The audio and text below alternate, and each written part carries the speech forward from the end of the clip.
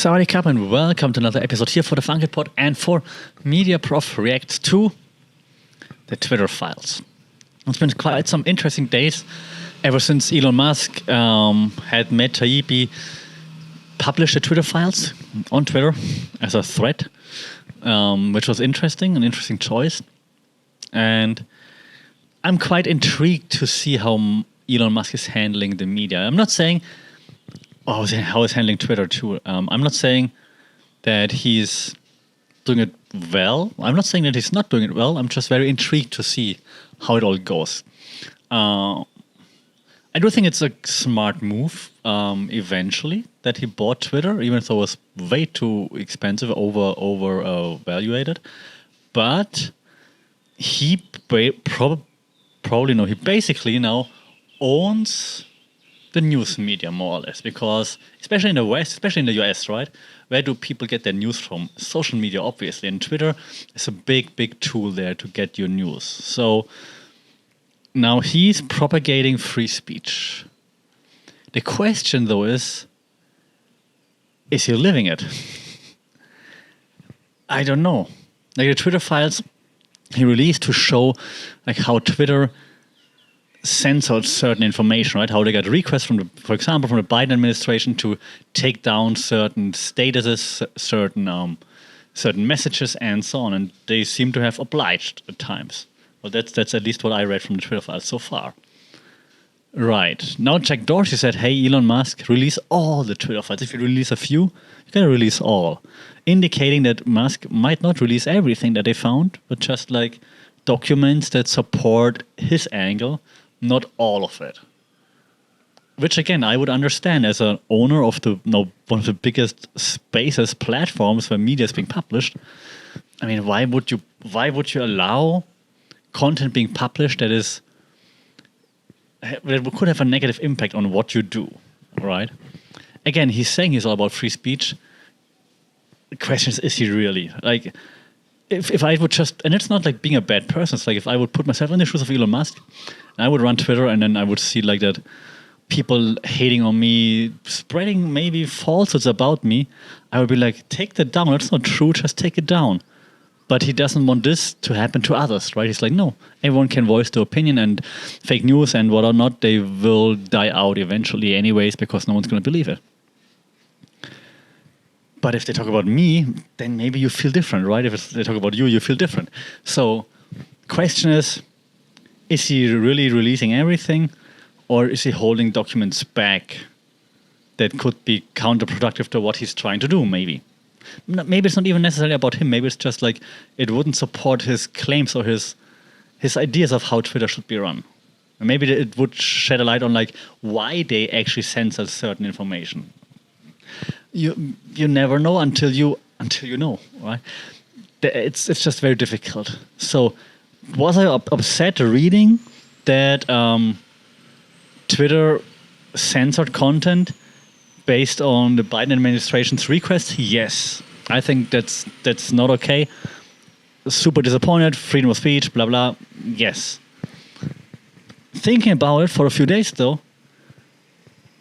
could I see where that there would be like a certain use case as to why certain statuses need to be shut down or removed? Yes, there could. Now, we could argue who decides that, who defines like when to censor something, basically, right? And if we censor certain, like what to censor, right? Then the argument is like that some terrorist organizations are still on Twitter while Trump got banned, for example. I understand that. Also, not saying this is how it should be. Definitely not. So I'm all for freedom of speech. I just also of the opinion that it's hard to trust one single person to do that, because I think I would be intrigued to, if I would be in his shoes, I would be intrigued to like just tweak it a little bit, like. Right, so that's one thing. Also, while we're at conspiracy theories, and I said it as a joke, and then it got some traction, like a little bit on Twitter, at least among some of my followers. I was like, how do we know that the Twitter files right now pardon me, how do we know that the Twitter files right now aren't another conspiracy or aren't another distraction from something way bigger? And I was like, hashtag conspiracy theories. And some of my followers are like, yeah, maybe you're right. Maybe something else happened. That's always a possibility. Maybe something else is happening. And then I thought, oh no, damn, what if?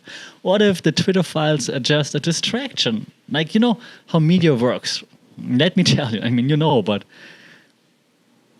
Right? So I talked about this on the podcast before. There's like this concept of moral panics. Like that's the phrase, but call it whatever you want. It's like inciting panic, fear, anxiety amongst the audience, anger, maybe even emotions, right? Like, so that they are very emotional about a certain topic, maybe fearful, maybe angry, and focusing on that topic. And while they're focusing on that topic, you like make them move into a certain direction. For example, right, back when I was a kid, there were like 1 or 2 cases of kids being kidnapped from someone who offered them like candy. It was in the 90s, right? So offered them like candy and then like got kidnapped in like a van or whatever, and they drove away and tried to kidnap the children. Like a few cases. And then all the parents got so paranoid of like vans being around like school or kindergarten areas. Like every van was like a pedophile. And like everybody who gave your child like candy was like a potential pedophile. Like, oh, don't, even if it's like a grandma from across the street, she's like, oh, hey, you're so nice. I see you every day. You wave to me. Here's some candy. Like, no, you pedophile. Ah. And then they try to, I don't know, push through some laws or whatever, right? And this happens like with sex, pornography, weapons, of course. And I'm not saying I'm pro or con against any of those. I'm not saying weapons are great. I'm not saying everyone should be watching porn. I'm not. But I'm just saying that's like the moral panic. It's like you paint those folk devils. That's how it's called in academics, in the research about moral panics. So you paint those folk devils, like the devils that everyone sees, that everyone can see, and you paint them in a certain light, and everyone's going to agree with you because you have to fight the devil. So now maybe that's what's happening. Maybe we're painting now Twitter or the Biden administration in that light. So now we're like, oh no, we have to fight them. Maybe that's the agenda of Elon Musk. Maybe that's the agenda of the other investors that gave him the money to buy Twitter. I'm not saying it is. I'm just don't say I don't know that it's not. Because as you know, in the media, everybody has an agenda. And I've just been alive for too long that I can't rule out anything. There is nobody out there that's just doing the good thing, especially if it involves $44 billion. That's just impossible. And there is an agenda, and it just depends. What is the agenda now? Is the agenda to support the GOP? Is the agenda to really release files to really show what happened with Hunter Biden, for example? What's the agenda is the question. What's the agenda behind Elon Musk? Now, he just lost his title of richest man on the planet because Tesla dropped. Was it Tesla, Starlink, Neuralink? One of his entities, the stock dropped like crazy last night, and now he's not the richest man on the planet anymore. Does that hurt his ego, for example? We don't know. And it's just fun to speculate. One thing that we can say for sure, though, is that he is doing what everybody else in the media is doing. And yes, now Elon Musk, you are now a media person. You're not just the engineer, the inventor. No, I've been the inventor, but you know what I mean. You're a media person. You're a media mogul. And so we have to treat you as such. We have to treat Elon Musk as we have to treat him just like Rupert Murdoch now. And what he understands, just like everybody else, is that divisiveness is good. Because if you can divide people, audiences into different teams, they will be engaged. And he's always like so proud, like highest engagement on Twitter ever, highest new user sign up on Twitter than ever. And why is that? Well, because they allow bots, or like the bots are wilder than ever, but also because it's a team sport. It's like us against them against us, and so on. That's what's gonna keep happening on Twitter as well, of course. And if you do this, like with the Twitter files, you separate them even more. Some will say, yeah, they had the right, they had to censor certain information to prevent worse things from happening, whatever that might be. I'm trying to be down the middle.